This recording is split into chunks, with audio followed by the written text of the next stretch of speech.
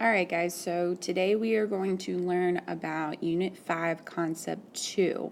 So, Concept 1 was about the specific levels of human behavior. We talked about adapting, depending, and modifying the environment.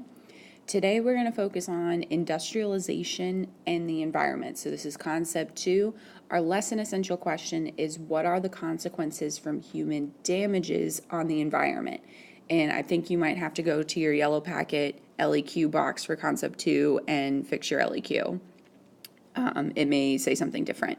So industrialization, we have talked about this before in a couple of different contexts, and I mentioned it yesterday in our lesson for Concept 1.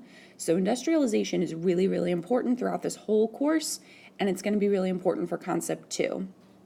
So for our lesson essential question, what are the consequences? So thinking effects, what are the effects or the impacts from human damages on the environment? So this is really talking about humans' modifications of the environment. We are really focusing on that level of behavior that has to do with modifying our environment. It says this thing that's on the whiteboard or Schoology, it probably says something wrong in your packet. My bad.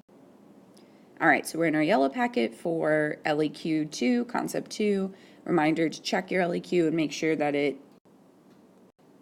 Okay, so your first word is industrialization. Like I said, we've done this word before, but we're doing it in the context of the environment. Industrialization is a process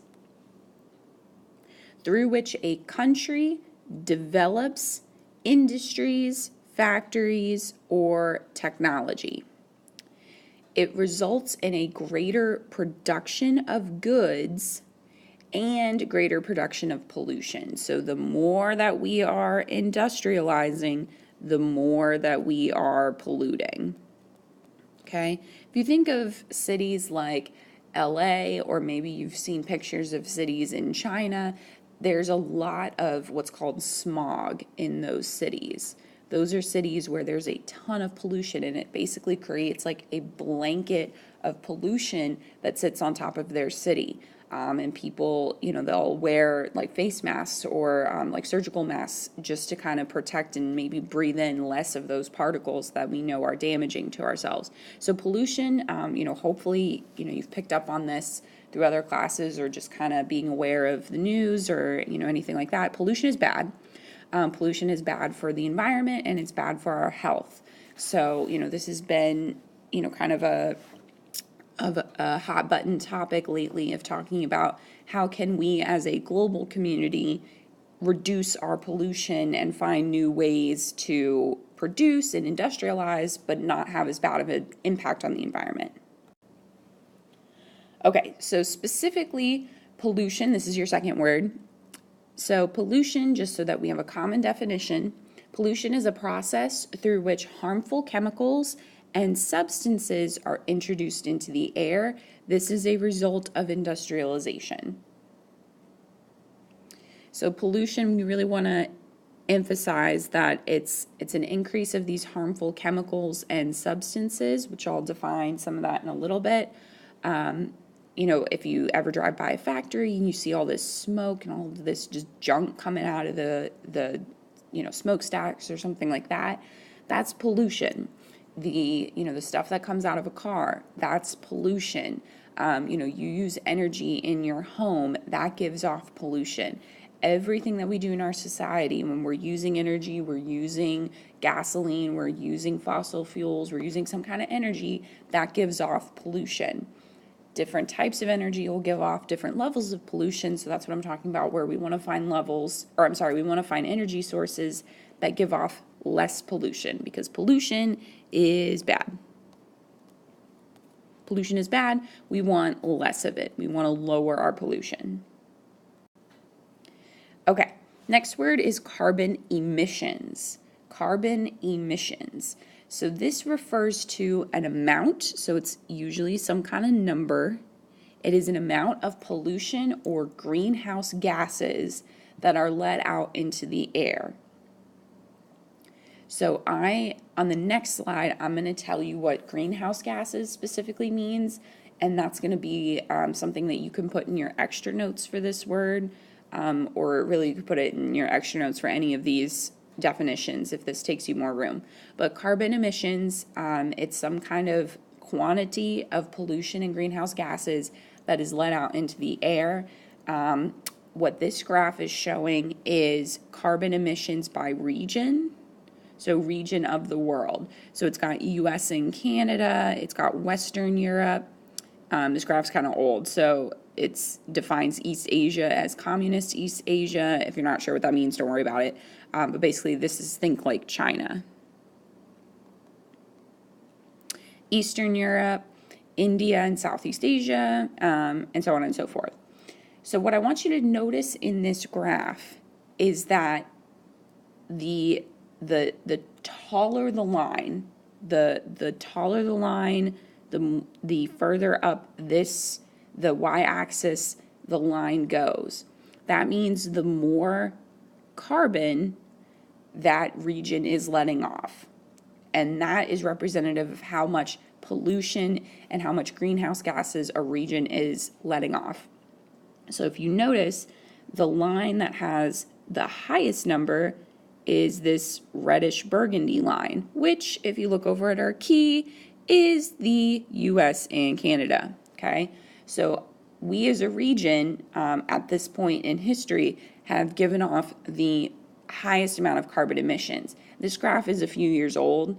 It stops here in 2000. If it kept going, you would see let me get the color right, you would see the orange line increase even more because that is representative of China, and China is also one of these really, really high polluters. So that's carbon emissions. For your extra notes, I think it's a good idea for you to write down what greenhouse gases are. So greenhouse gases, you'll see this term. Greenhouse gases, we could get into like super scientific, language, but basically for our class, what you need to know is that they are substances that are in our atmosphere that trap heat into our atmosphere. They are different gases. The most famous quote unquote one would be carbon dioxide or CO2. Or another gas that you might have heard of is ozone. If you've heard of like the ozone layer. These are greenhouse gases that sit in our atmosphere, and basically what this little picture is showing is that there's heat that's in our atmosphere that's supposed to be there, and then there's heat in our atmosphere that's harmful or damaging to our environment. The heat that's supposed to be there is from the sun. So the sun, sends heat down onto the surface of the earth. Some of that heat will reflect off of our surface and return to space.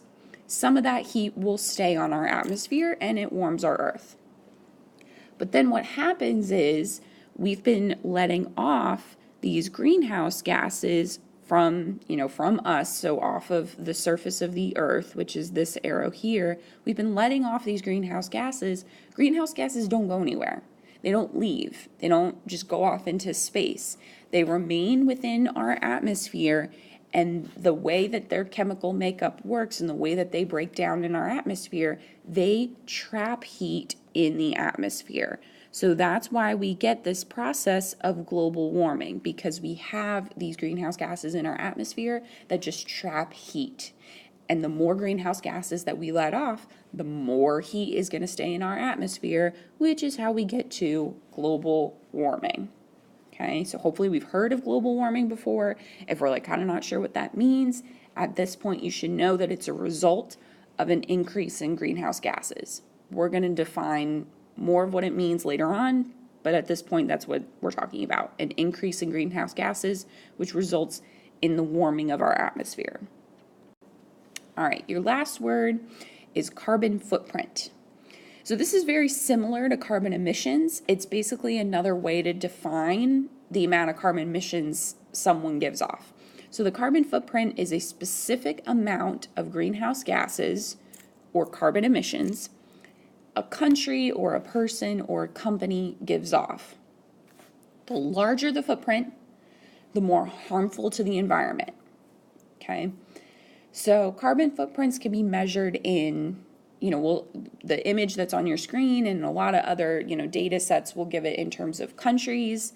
You have a personal carbon footprint. The amount of energy that you use, that's your footprint on the world, okay? And the more energy that you use and the more pollution that you give off as a person, the bigger the footprint that you are making on our environment.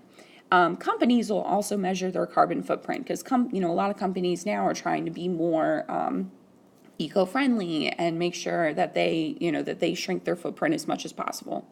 So what this image shows, I thought this was a cool little graphic. So it's in the shape of a foot. Get it? Footprint, foot. So it's in the shape of a foot, and what this image does is each little circle represents a country. So each circle represents a country. The different colors refer to different regions of the world. So Africa is in purple, if you look at our key. Asia is in orange. The Caribbean's in this blue. Central America's in pink. Europe's in a darker green. Middle East is in red. North America is in a lighter green. Oceania, which is Australia's area, is in a lighter blue. And South America is in a brown. If I asked you what's the main color of this footprint, you'd probably say one of two things. You'd probably either say green or orange. We see a lot of green and we see a lot of orange, okay? If I asked you what country has the biggest carbon footprint, you should immediately either say the United States or China, okay? We see that they have really giant circles. That means that they have a really big carbon footprint, okay? And that should make sense because China and the United States, we have a lot of factories, we have a lot of manufacturing, we are producing a lot of pollution, we have a lot of transportation, we use a lot of energy, we have a lot of people, okay? So that's why those circles are so huge because the US and US and China have the biggest carbon footprint. We give off the most amount of energy, okay?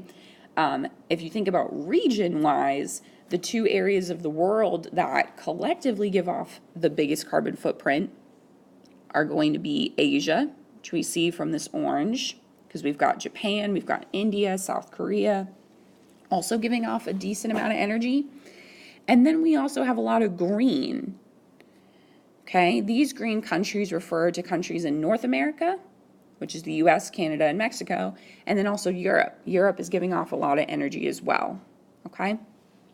So carbon footprint, it's another way to understand our impact on the environment. It's another way to kind of measure our impact from industrialization and pollution and how it's affecting the environment. All right, so these are your concept 2 words. So now go ahead and pay attention to the directions on the board and on Schoology and move on to your next task.